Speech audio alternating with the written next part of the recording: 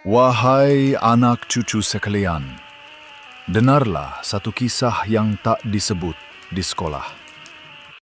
Bila raja jatuh, bukan semua bersorak. Ada yang nangis dalam diam. Yang setia, yang cinta agama, ditangkap, dibuang, diseksa. Begitulah nasib orang yang berdiri bersama Sultan Abdul Hamid. Jatuh bersama khalifah terakhir yang benar-benar mempertahankan Islam.